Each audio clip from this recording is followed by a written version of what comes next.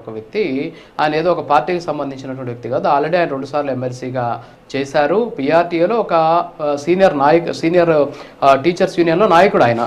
YS Rajasekhara Reddy గారి హయాం నుంచి కూడా రకరకాల సమస్యల పరిష్కారం దృష్టిగా ఆయన ప్రయత్నించినటువంటి వ్యక్తి. సో అలాంటి వ్యక్తి గెలుపుని కూటమి ఫెయిల్యూర్గా 9 నెలల్లో కూటమి ఇచ్చినటువంటి హామీలు నెరవేర్చకపోవడం వల్లే ఈ ఓటమి అని మీ పార్టీ చేస్తున్నటువంటి ప్రచారం కరెక్టా కాదా? మా పార్టీ ప్రచారం చేయడం కాదు సార్, తెలుగుదేశం వాళ్ళని గుండెల మీద చేసుకొని చెప్పమానండి. తెలుగుదేశం జనసేన వాళ్ళని గుండెల మీద చేసుకొని సరే మీరు ఆ ఎన్నికల్లో మేము పోటీ చేయలేదండి, మేము మద్దతు తెలిపాం అని మాకు సంబంధం లేదని వాళ్ళు చెప్పదలుచుకున్నారా? లేదా అభ్యర్థి మాకు సంబంధం లేదు, ఏదైతే పత్రికల్లో యాడ్లు ఇచ్చినా ఆ ఫోటోలు పైన వర్క్ వేసుకున్నాడు, అక్కడికి వచ్చిన వాళ్ళందరూ అన్ని ఏఐ గ్రాఫిక్స్లో వచ్చినాయి అని చెప్పదలుచుకున్నారా? సో క్లియర్గా వాళ్ళు మద్దతు ఇచ్చినటువంటి అభ్యర్థి ఓడిపోయాడు, వాళ్ళు వ్యతిరేకించినటువంటి అభ్యర్థి గెలిచాడు. అదే కానీ ఈ స్థానం కూడా వాళ్ళు గెలుచుంటే మీరు చెప్పండి రాజు గారు, ఇప్పుడు డిబేట్లో ఏం జరిగేది? ఈ డిస్కషన్ అసలు ఉపాధ్యాయులంతా కూటమికి పట్టం కట్టేశారు అని చెప్పి డిబేట్ నడిచేదా కాదా? గెలుచుండుంటే ఎవరైతే రఘువర్మన్ ఆయన గెలుచుండుంటే మొత్తం పట్టం కట్టేవాళ్ళని మీరు డిబేట్లు నడిపేవాళ్ళ లేదా?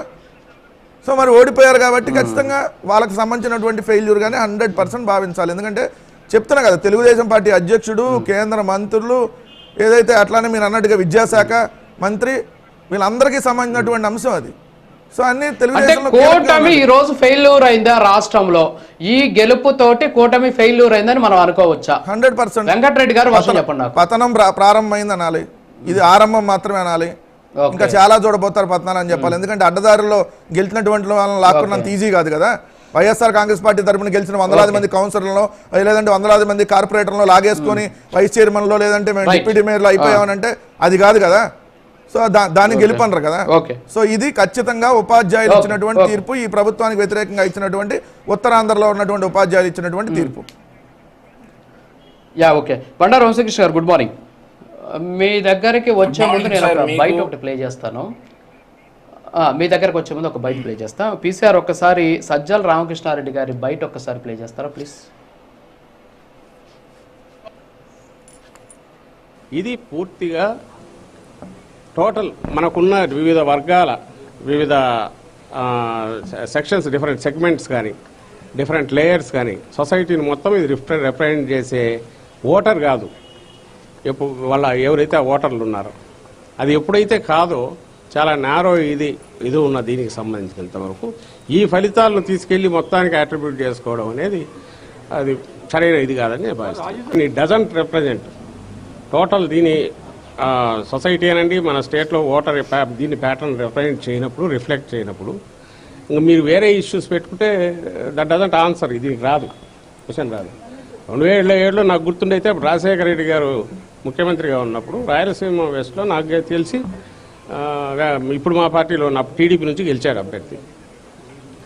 If you feel it meant something TDP sweep చేసింది ఎంటైర్ రాయలసీమలో అంటే వాట్ హ్యాపెండ్ లేటర్ 2009 మీరే చూశారు. వైఎస్ఆర్ కాంగ్రెస్ పార్టీ ప్రియారిటీస్ ఏవై పెట్టుకున్నాయో ఆ ప్రియారిటీస్ ఏ వర్గాలనైతే రీచ్ అయినాయో వాళ్ళు కూడా దీంట్లో లేరు. ఈ విషయం కూడా దృష్టిలో పెట్టుకోవాలి.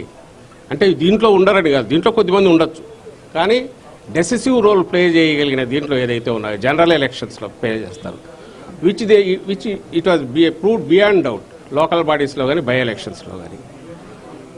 అది ఉన్నప్పుడు రియల్ టెస్ట్ అవుతుంది. ఆ రియల్ టెస్ట్ వచ్చేది జనరల్ ఎలక్షన్లో వస్తుంది. దానికి సంబంధించి అయితే ఇవి ఏ రకంగానూ దాన్ని ఏమంటాం ఒక ఇండికేషన్ కానీ ఇంకోటి అనుకోవడానికి వీలు లేదు.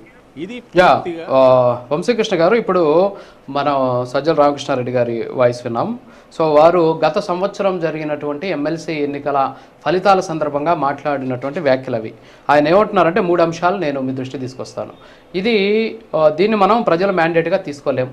తర్వాత మా ప్రభుత్వానికి సంబంధించినటువంటి ఫలాలు కావచ్చు, మా ప్రయారిటీస్ కావచ్చు, అందేటటువంటి వర్గంలో ఇప్పుడున్నటువంటి ఓటర్లు ఉండకపోవచ్చు, వీళ్ళు ప్రత్యేక ఓటర్లకు సంబంధించినటువంటి వర్గం కాబట్టి మేము ఓడిపోయి ఉండవచ్చు.